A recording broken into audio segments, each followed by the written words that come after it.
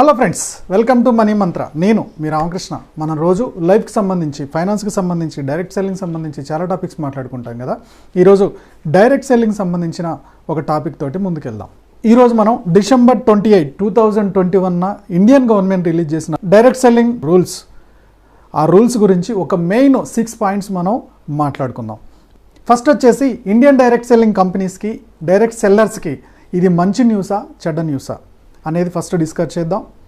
రెండో పాయింట్ వచ్చేసి, ఇప్పుడు డైరెక్ట్ సెల్లింగ్ బిజినెస్ ఇల్లీగల్ అయిపోయింది అంటున్నారు. ఇది ఎంతవరకు నిజం? మీడియాలో వస్తున్న వార్తలలో ఎంతవరకు నిజం ఉంది? ఇది నిజమా అబద్ధమా? 2021 రూల్స్లో పిరమిడ్ స్కీమ్ అంటే ఏమన్నారు, దాని గురించి ఏమి ఎక్స్ప్లెయిన్ చేశారు. తర్వాత డైరెక్ట్ సెల్లర్కి ఖచ్చితంగా జిఎస్టీ సర్టిఫికేట్ ఉండాలంటున్నారు, జిఎస్టీ నెంబర్ ఉండాలంటున్నారు. ఇది ఎంతవరకు నిజం? లాస్ట్ వన్ వచ్చేసి, యాక్చువల్గా ఈ బిజినెస్ ఇప్పుడు కంటిన్యూ చేయాలా ఆపాలా అని చెప్పి చాలామందికి డౌట్స్ ఉన్నాయి. ఈ 6 పాయింట్స్ని మనం కొంచెం బ్రీఫ్గా డిస్కస్ చేసుకుంటూ వెళ్దాం.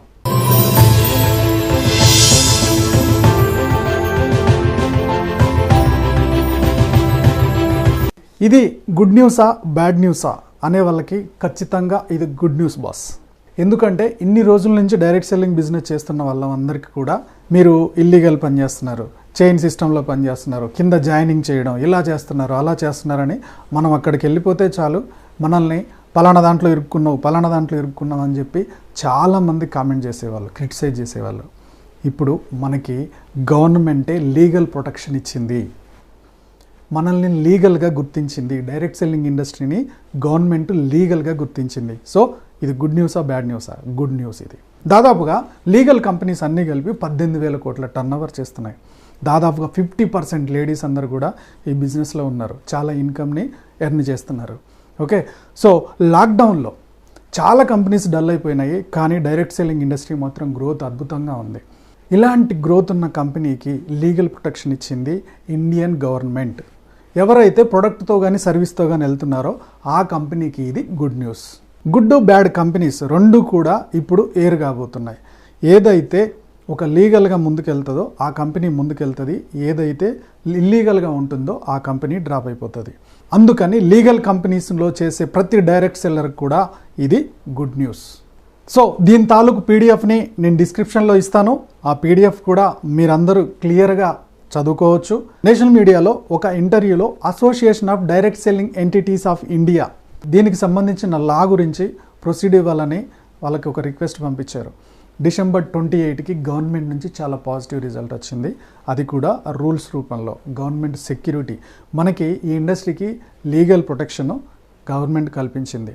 సో ఇవన్నీ గవర్నమెంట్ అబ్జర్వ్ చేయకుండా ఉంటుందా? సో నిజంగా లీగల్ కంపెనీస్కి ఇది పండగ రోజు.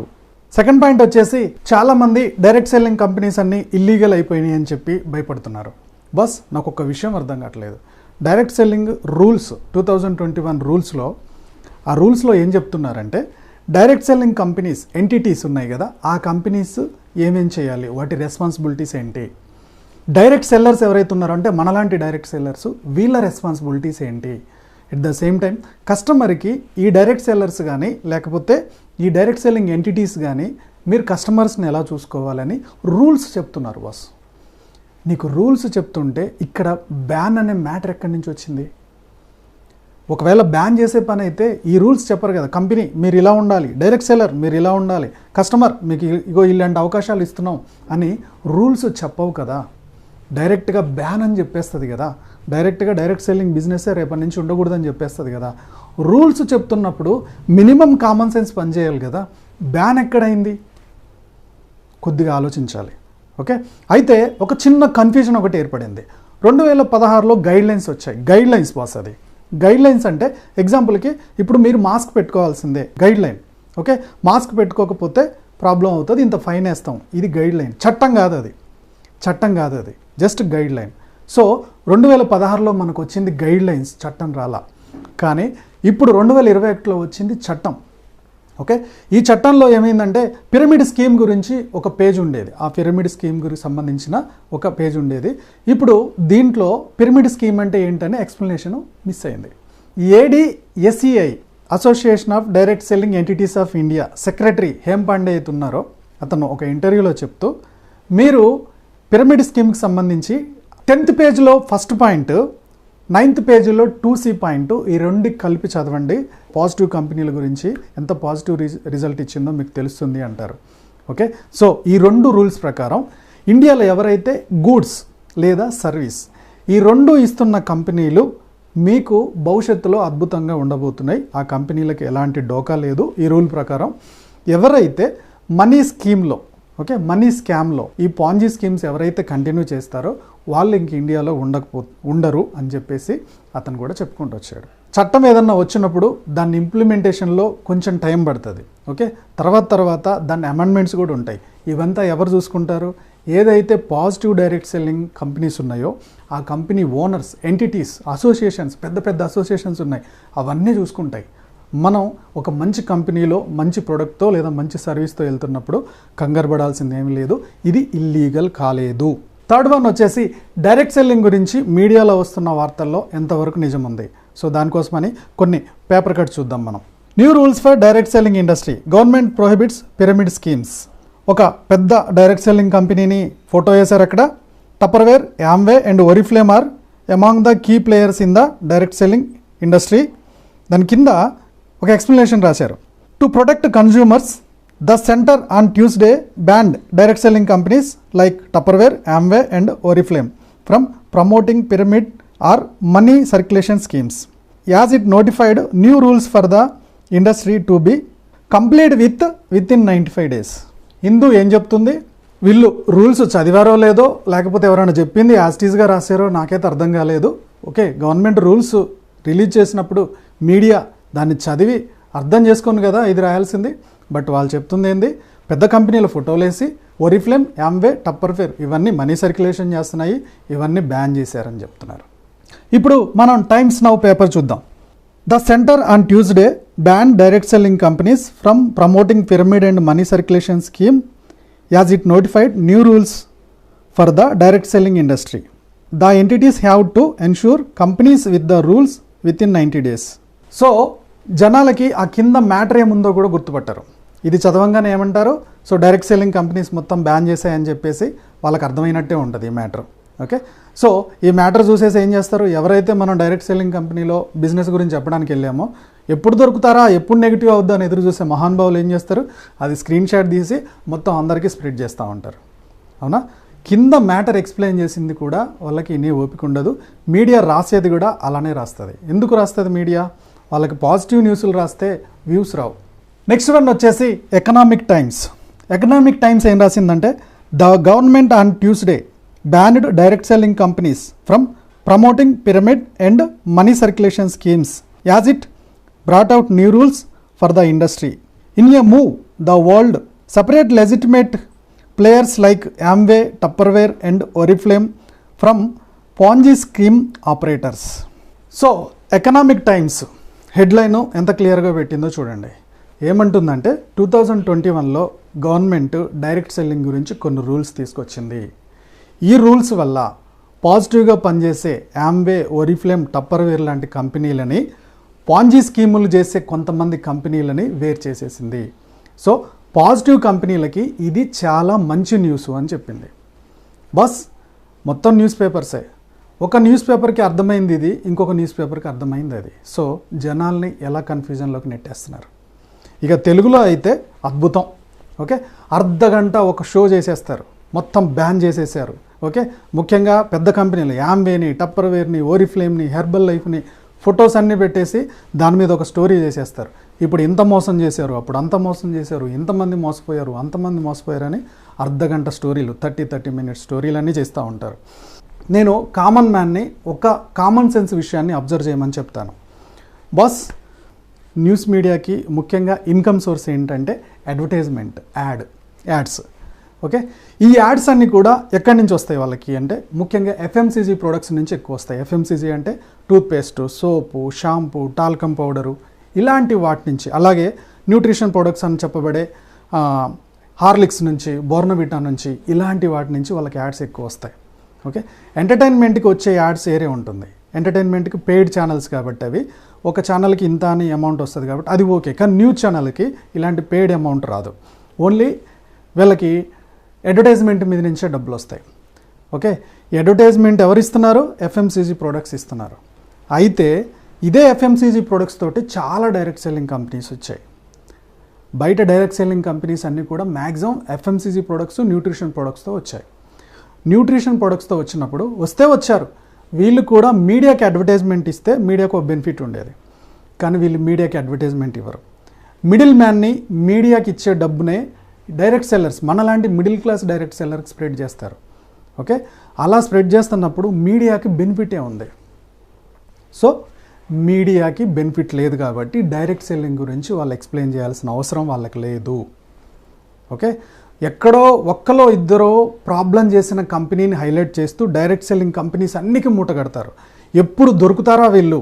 ఓకే, ఎప్పుడు వీళ్ళ మీద బురద చల్లుదామా, ఎప్పుడు ఇది బ్యాన్ చేపిద్దామా అనేదే వాళ్ళ ప్రయత్నం ఉంటుంది. ఎందుకంటే వాళ్ళ అడ్వర్టైజ్మెంట్లు పోతాయి. ఓకే, ఇలా డైరెక్ట్ సెల్లింగ్ కంపెనీ సక్సెస్ అయిపోతుంది అనుకో, నెమ్మదిగా వాళ్ళకి అడ్వర్టైజ్మెంట్ ఇస్తున్న ఎఫ్ఎంసీజీ ప్రొడక్ట్స్, సోపులు, సబ్బులు, టూత్పేస్ట్లు ఇచ్చే కంపెనీల టర్నోవర్ తగ్గుతుంది.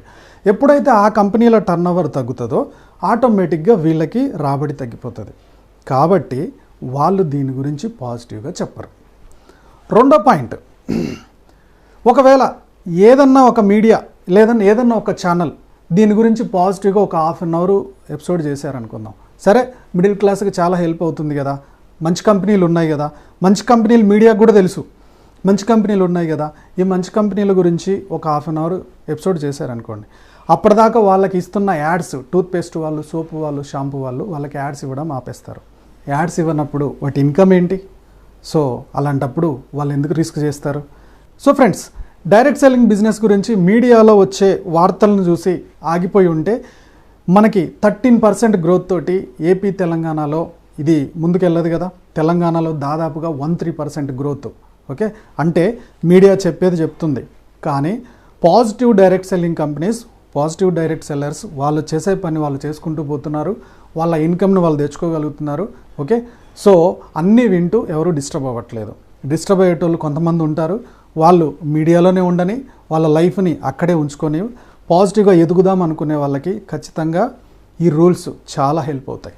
ఇప్పుడు మనం పిరమిడ్ స్కీమ్ గురించి మాట్లాడుకుందాం. ఎగ్జాంపుల్కి ఇప్పుడు మనకి గవర్నమెంట్ సీఎం ఉంటారు, సీఎం కింద మినిస్టర్స్ ఉంటారు, మినిస్టర్స్ కింద సెక్రటరీస్ ఉంటారు, సెక్రటరీస్ కింద ఆ డిపార్ట్మెంట్కి సంబంధించిన వాళ్ళు సెక్రటరీకి ఇన్ఫామ్ చేస్తారు, ఆయన మినిస్టర్కి ఇన్ఫామ్ చేస్తారు, ఆయన సీఎం గారికి ఇన్ఫామ్ చేస్తారు.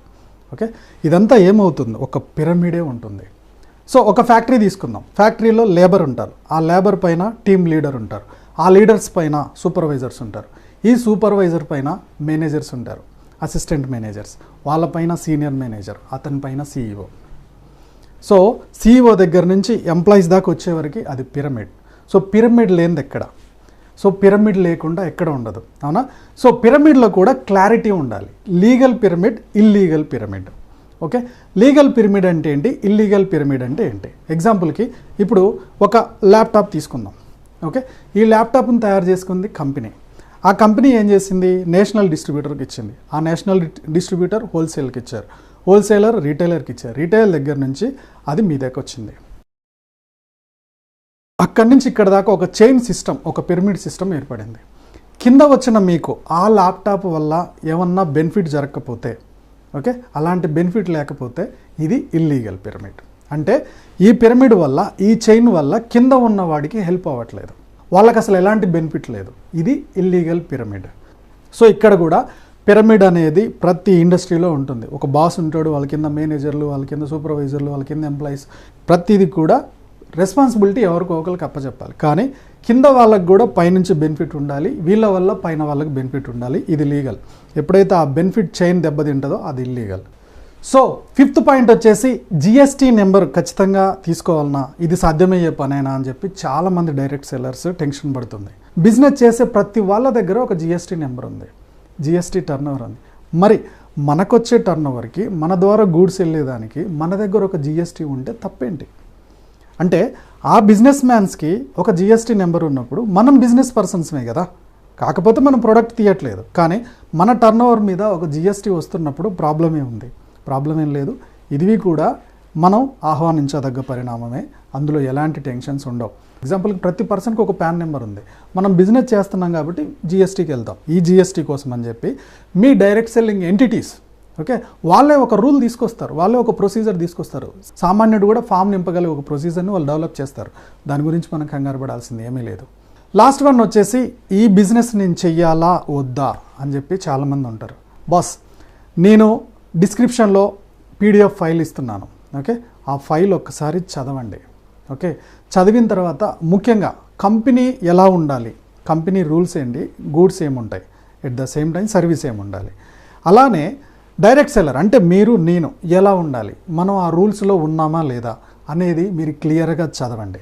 ఎగ్జాంపుల్కి మనం వాళ్ళకి 20,000 30,000 ప్రోడక్ట్ అంటగట్టి తర్వాత వాటిని అమ్మడానికి సపోర్ట్ ఇవ్వకపోతే అది మన లీగల్ కంపెనీస్లో కూడా ఇల్లీగలే.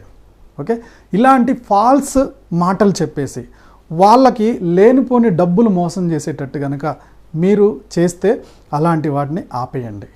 అది కరెక్ట్ కాదు.